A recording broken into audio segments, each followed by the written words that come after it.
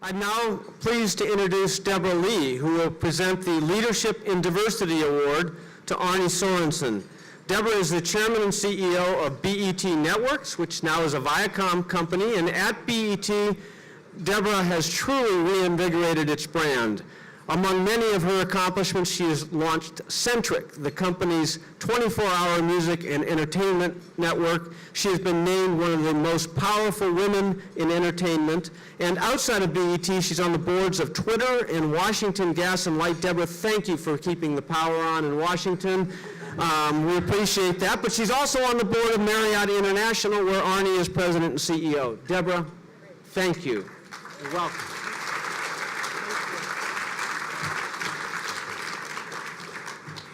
Thank you very much, Steve.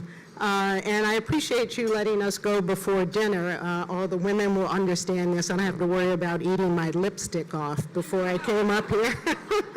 So I'm happy that we're before dinner. But I'm delighted to be here tonight, and especially to pay tribute to Arne Sorenson. People ask me a lot who my role models are, and usually they mean, do you have any female role models? And I must say I don't have a lot of female role models because there are not a lot of women ahead of me in business. There are a few, but not a lot that I know personally, or not a lot that I work every day to emulate. But I must say that if I'm allowed to pick a man, that Arne Sorenson would definitely be my role model.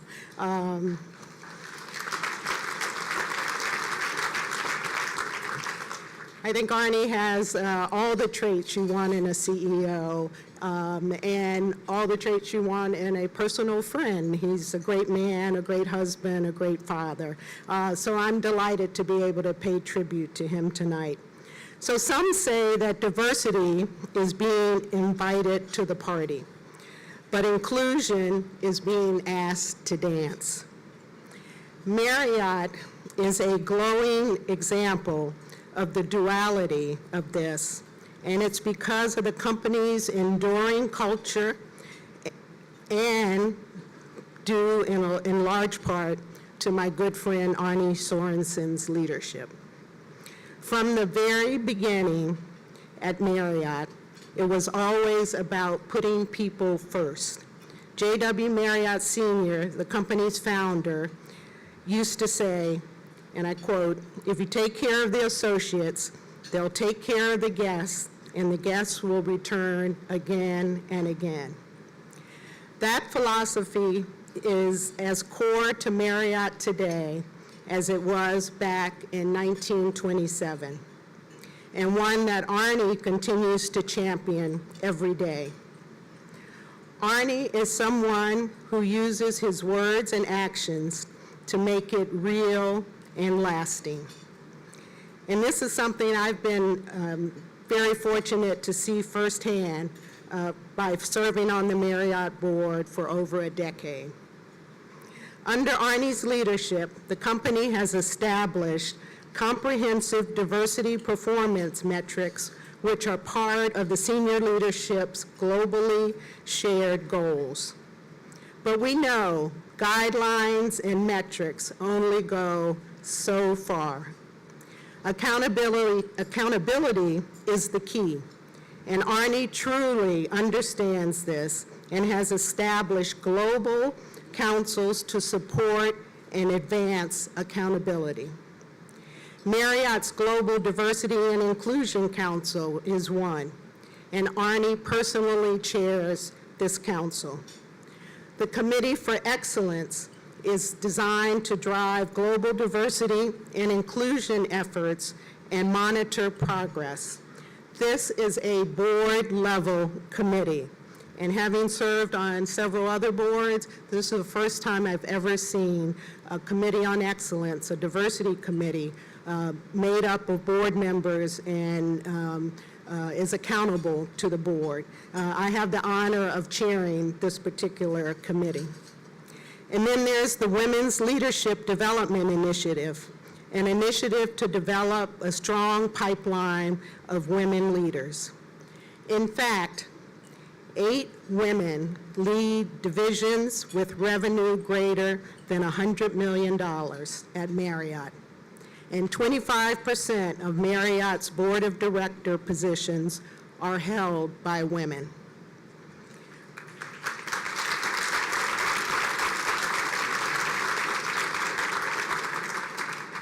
Arne and Marriott's work in this space has been recognized several times by Diversity Inc., naming Marriott one of the top 10 companies for diversity.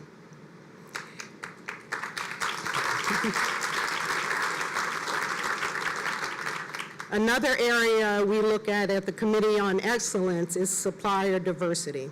Marriott conducts business with over 4,000 diverse-owned companies annually and has spent over $5 billion since 2003 with diverse-owned companies.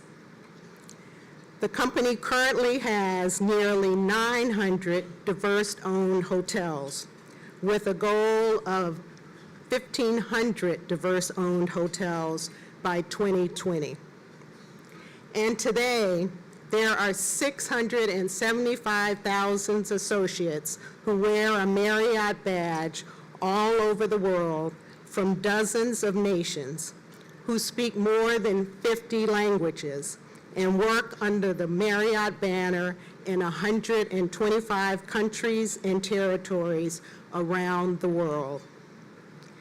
Diversity and inclusion is not just an initiative you tap into every now and then. It must be ingrained into the fabric and culture of our corporations. Arne has managed to do just that. It is my pleasure and honor to congratulate my colleague and friend, the President and Chief Executive Officer of Marriott International, Arne Sorenson.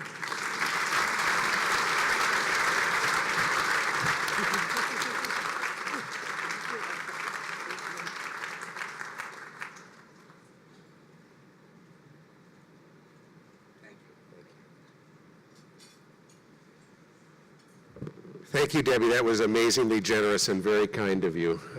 Debbie Lee is, it's great actually to hear from one of your directors or bosses that you're their role model.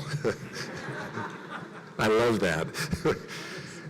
Debbie has been an extraordinarily important director of ours for a decade, serving as chair of the Committee for Excellence, which she described, and really keeping us focused on diversity and inclusion in a way which is front and center to the board and very much collaborative with the senior management team. We're grateful for your leadership on our board. Thank you, too, to the CED. We are honored to be honored tonight. Appreciate the great work that you're doing. I'm humbled by the company that we get to keep tonight. It's an amazing collection of honorees. And thank you to the Marriott team for your great work. This is very much an award to the company as a whole for the work that it does around the world to be inclusive of everybody, no matter who they are, no matter where they came from, no matter how they think of themselves. And I want to thank my wife, Ruth, for being here tonight. It'd be a little too self-indulgent to sing happy birthday, but when you see her on the way out, you can say happy birthday to her. It's a treat for me to have you here. So I won't spend my few minutes talking about what we've accomplished at Marriott, in part because beyond the phrase, take care of the associate will take care of the guest, and the guest will come back again and again. The other great saying of our culture is success is never final. I say to Mr. Marriott, that means nothing is ever good enough.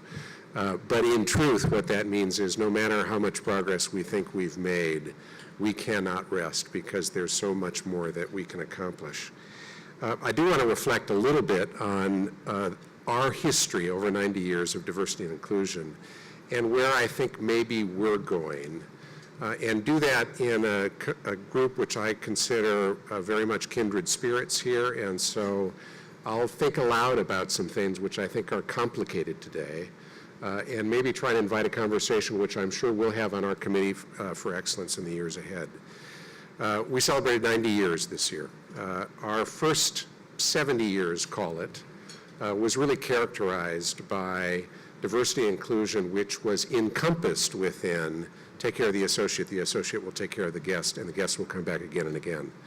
Because what the company focused on was the power of a job, the power of a career, the power of those things to transform somebody's individual life, to build a family, to build a home, to educate children, to take care of health care. And there is no greater dignity, we see it even today in the work that we do, than the power that a job represents. I had the great honor last fall to be in Rwanda opening our new Marriott Hotel in Kigali. And we had about 40 women there who came out of a girls' school not far from Kigali. First jobs ever. Every one of them impacted by the genocide that they had. Extraordinary smiles on their faces because of the power those jobs have to transform lives. Nothing paternalistic about this idea. It is not take care of them in the sense of put your arm around them and say, attaboy or attagirl, but instead is, how do you build a career that will be transformative to them?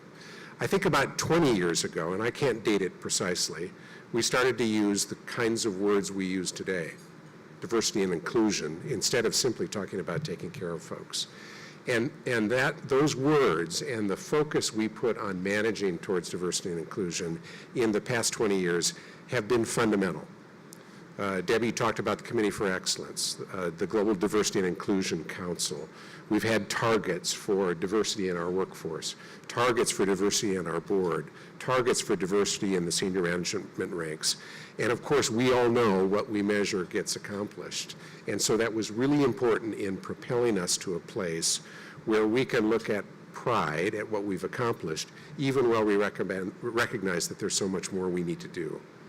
I think now, and this is the part that is most complicated and to some extent is still forming in my own mind and in the conversations we have internally and with our board, where is diversity and inclusion going from here?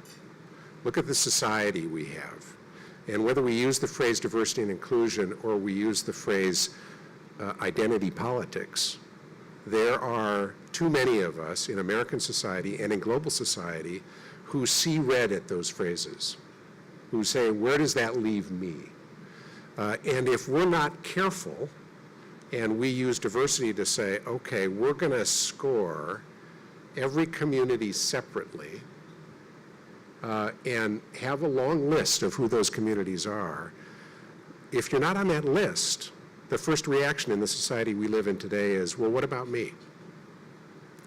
And by contrast, the power of inclusion, which is our business, we welcome everybody, every day, around the world, 1 million people staying with us every night, 1 million rooms, I should say, occupied. It probably means 1.5 million people staying with us.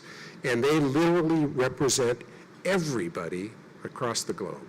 And there's no greater business to be in, and there's no better team to do that than a workforce of 700,000 people who are as broad and diverse and inclusive as anybody can be. And this power of inclusion today, if you listen to the young people, if you listen to Democrats and Republicans, if you listen to the way people tell their stories, we all feel better when we have a friendship or we know somebody who comes from a background different than ours. They come from a different country, they come from a different race, they come from a different religious background. We feel better because we feel inherently better. We know something about somebody we didn't know before. And that's true almost no matter what their politics. But when we start to break it down and say, okay, we're going to score everybody separately, we start immediately to lose people from the agenda. It makes me wonder, and it's one of the things we'll be wrestling with in the years ahead, is how do we make sure we preserve the great momentum we have towards inclusivity and make sure everybody is with us every step of the way, and not that we're leaving people behind who are saying, somehow that doesn't feel like it includes me. We're honored to be part of this. Our work's not done at Marriott. I'm sure our work is not done collectively in this hall, but I think the future is extraordinarily bright, and the force towards inclusion is and should be unstoppable. Thank you all.